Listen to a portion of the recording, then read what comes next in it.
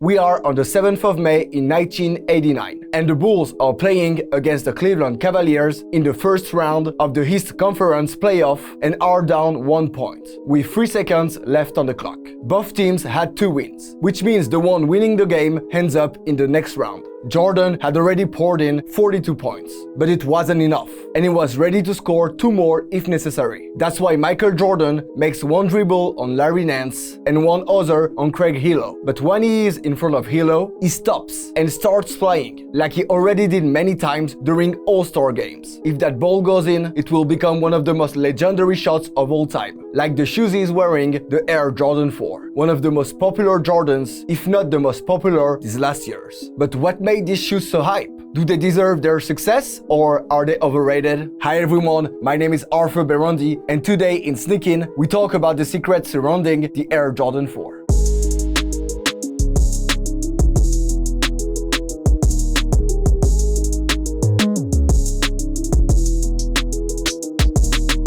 In 1988, the Air Jordan 3 was one of the most popular sneakers ever. It is, of course, the one that made Michael Jordan stay at Nike. But it is also the shoe with which he won the NBA All-Star title and the Slam Dunk contest. But even after such a huge success, Tinker Hatfield wants to do better. And that's why, as they agreed together, Michael Jordan decided to give Tinker new instructions for its conception. But even though he did an incredible year, he still hasn't achieved his main goal, the NBA title. That's why the Jordan 4 needs to be lighter, more durable, comfortable, and more. For the Air Jordan 3, Tinker Hatfield worked a lot on performance, but he was more focused on creating a shoe that would reflect Michael Jordan's personality on the court. That's why for the Jordan 4, he wanted to work a lot on the performance. First of all, he will keep the mid-cut silhouette that Michael Jordan loved so much, like for the Air Jordan 3. Also, the visible air unit would stay, but in terms of design, he thought about the less luxurious silhouette, a more sportive one that is, as said before, most based on performance. That's why he introduced the synthetic leather Durabuck,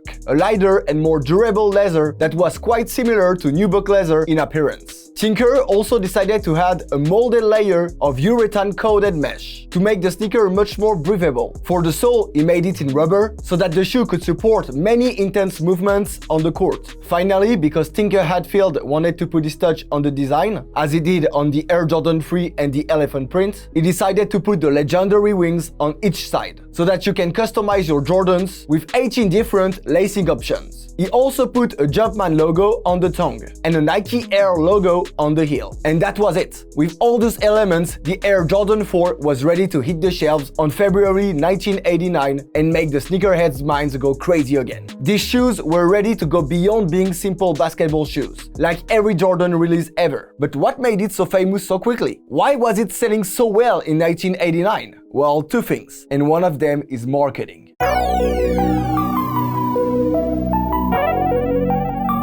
We tend to say that many people are influencers these days, but in my opinion, this term is reserved only for a few people in the world. Kanye West, for example, is an influencer with all the Yeezys he sold only because he designed them. Michael Jordan, of course, because every time he was wearing a shoe on the court, everybody wanted to imitate him. But one influencer made the Air Jordan history even greater at that time. It was the eccentric character played by Spike Lee in person, Mars Blackmon. At first, Mars Blackmon is a character from the movie She's Gotta Have It, directed by Spike Lee himself. In the film, Mars is a fan of the Knicks, like the real Spike Lee, and a fan of Michael Jordan. That's why he wears the Air Jordan 1 Royal during the whole film. But Mars Blackmon ended up being much more than a movie character. He became an icon of the sneakers culture since he played in the commercial of the Jordan 3. And for the Jordan 4, he decided to come back with different lines. In the commercials, he says, "This you can buy, but you cannot do this." Which means that you can't play like Michael Jordan, but you can buy and wear his shoes like him. The commercial made the Air Jordan 4 very popular, and the fans loved it. This is today one of those commercials that the 80s kids will never forget.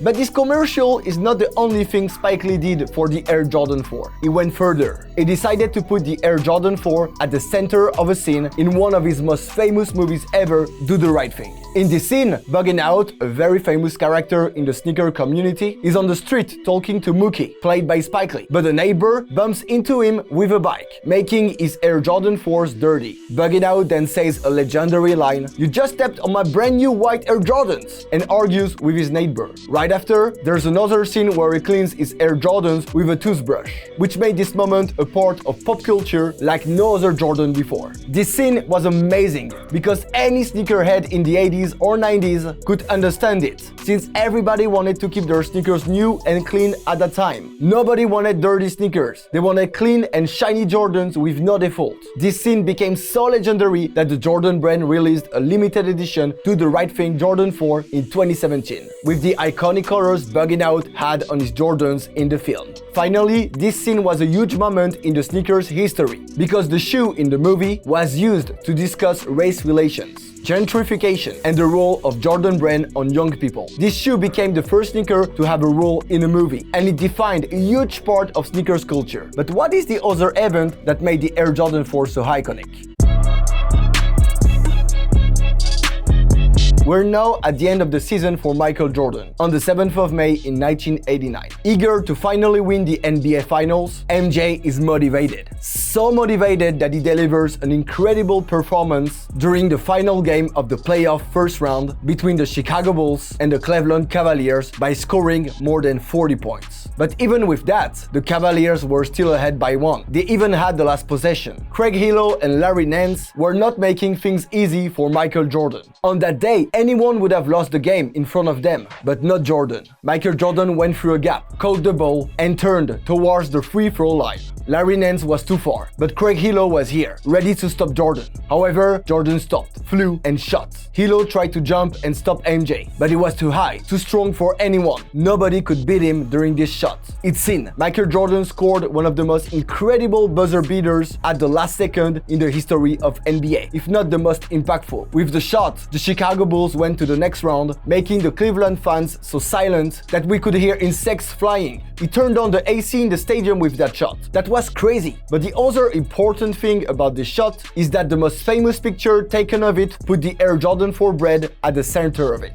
Because of that shot, the bread colorway became the most famous Jordan 4 ever in the US. For many people, the bread is ahead of the OG white cement just because of this shot. But what about today? What is the place of Jordan 4 in modern society?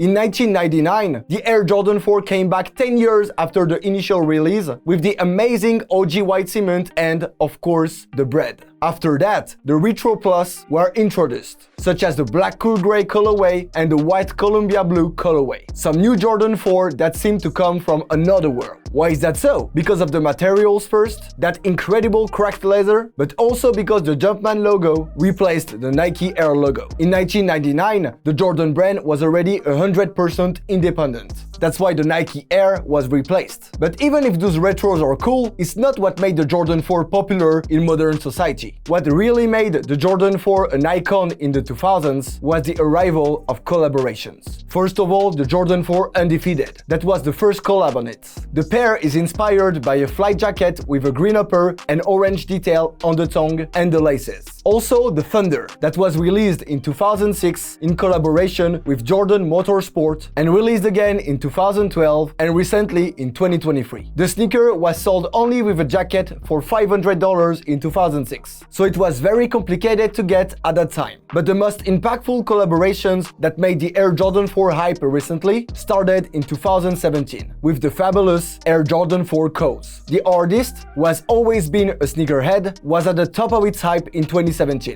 and his cool grey colorway became a must-have for sneaker collectors. After that, in 2018, we had a collaboration with Levi's, with 3 colorways of the Jordan 4 made in denim. A white version, a blue version, and a black version. Any fan of the Jordan 4 wants to get their hands on these one day. They're icons of the culture. Following this collab in 2018, we also had the first collaboration of Travis Scott on the Jordan 4, with a university blue colorway released for everybody and a purple version for the friends and family. We also had the Jordan 4 Olivia Kim in 2019, with fake black fur on the upper, and of course the Air Jordan that made made the model famous again in 2020, the Air Jordan 4 Sail, in collaboration with Off-White. Nobody can deny that this Jordan 4 changed the modern sneakers culture forever, becoming one of the most desirable Jordans of all time. More recently, A Ma Manière also worked on the Jordan 4 with the Violet Ore colorway, as well as Union, which dropped 2 series of the Jordan 4. The first colorways are amazing, and the second ones are cool, but not as much as the first ones. Today, the Air Jordan 4 is in the top 5 of the best Jordans of all time, without any hesitation. Yes, it is not the most comfortable pair, and it is not perfect, but it is not overrated and deserves its success. Morris Blackmon